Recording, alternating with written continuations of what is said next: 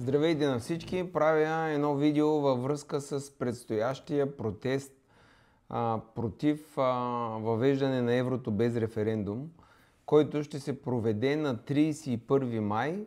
От колко часа е? В различни части. В различни части на държавата по различен начин. Сега, каква е официалната позиция на партия Величие? Понеже много хора питат, вие подкрепяте ли протеста или не? Понеже ние сме хора, които искаме да има референдум, за да може да се чуе гласа на народа. И по принципната ни позиция е такава, че искаме да имаме собствена монетарна политика, въпреки че при това управление, което е в момента, това няма как да се случи. Ние сме за референдум и ние сме против приемане на еврото в този момент. Поради тази причина, още отпреди, ние гледахме да направим така, че всички действия, които правим, да не са в ущърб на крайната цел, а да подпомогнат крайната цел. Поради тази причина, понеже Възраждане са поели тази тема, работят уж по нея, казвам уж, защото не им вярвам. Но, въпреки всичко, за да не се делим на две и да разделяме хората, сме оставили Възраждане да свършат тази работа.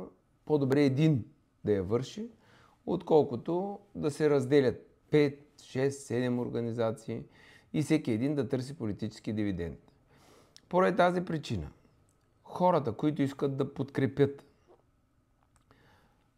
този протест, нека да заповядат и да отидат на протеста. Всички са възрастни хора, всички могат да вземат решение, всички могат да се предпазят от провокации и вандалщини. Всеки един от тях може да види дали протеста наистина е за това да се преборим за нашите права или протеста е дирижиран от някого. Аз лично на 31 няма да съм в София, защото съм на отваряне на офис на Величие в даден град, но ще отида да подкрепя протеста в този град, в който ще бъде отварянето на офиса. Така че, аз ще дам шанс на хората, които организират. Ще отида на 31 в дадения град.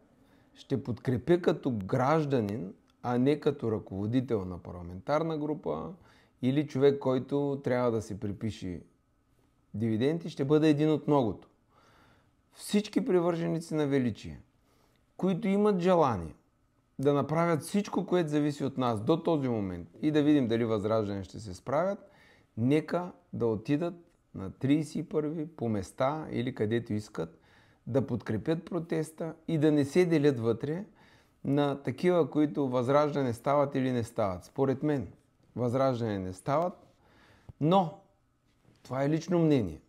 Нека да им дадем последен шанс да видим дали ще се справят и да бъдем единни организирани на 31, а оттам нататък вече всеки един от нас може да си направи преценка тези хора дали наистина са го направили за идеята или са изпълнявали някаква друга цел. Така че на 31 подкрепяме всеки един да отиде като гражданин, но и да бъде внимателен. Ако усети, че събитието не е с цел, която е чиста, а с други цели, вече може да си хване пътя и да се замени. Това е. Благодаря на всички. Чао и хубава вечер.